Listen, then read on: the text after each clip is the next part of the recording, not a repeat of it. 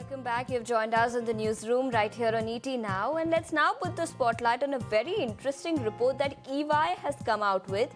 In fact, EY says that beyond 2030, if India and the United States maintain their average forecasted growth rates over the period 28 to 30 at 6.5 and 2.1% respectively, India may actually surpass the United States economy in PPP terms by 2038.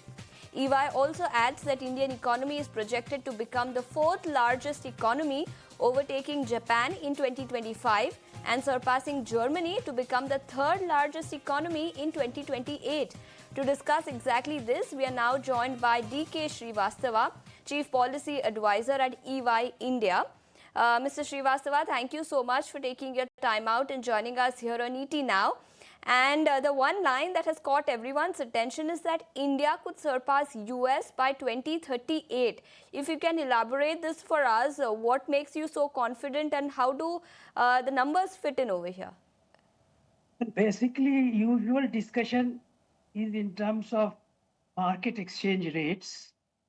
And in market exchange rates, Indian economy is presently at the level of $4 trillion.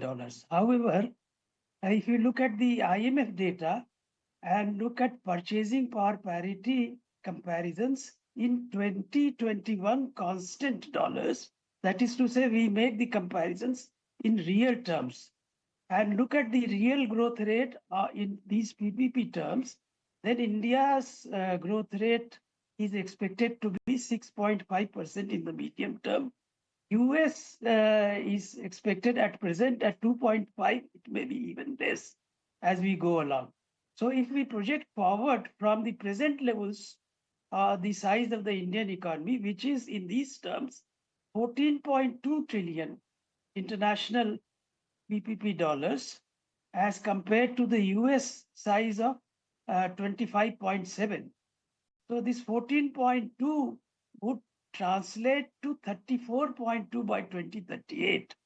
At the same time, the US also would reach at around 34.1. So we are slated to overtake the US economy in terms of international purchasing power parity dollars in real terms. And that is the appropriate comparison. The comparison in terms of market exchange rate is not appropriate because the Indian economy is highly dependent on domestic demand. It is the purchasing power parity over domestic goods and services that matter, not over the international, in terms of international trade. So that is the reason that it is easy and straightforward to see that we will overtake. An insight can be seen that at 6.5, a doubling takes place of the size of the economy in around 9 years.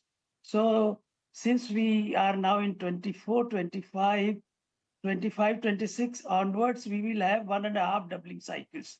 That's what takes us first to 28 trillion dollars, and then we go up to 34 by 2038. So it is a straightforward calculation. Straightforward calculation, that's the word coming in. But Mr. Srivastava, if you can also tell us any kind of short-term disruption that you're penciling in on account of tariffs, the 6.5% growth figure that you're working with, at least in the near term, say over the next 1 or 2 years, could we see temporary disruption?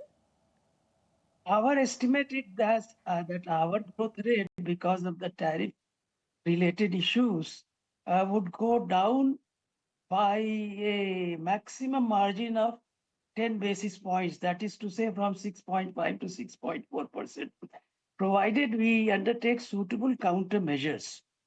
Now, those measures would include export diversification for goods to other destinations, import reduction, as well as reliance on domestic consumption. So if we take suitable countermeasures, then we can limit the adverse impact of these tariff-related challenges on the overall GDP growth. So there would be some impact, adverse impact, in terms of the labor-intensive sectors.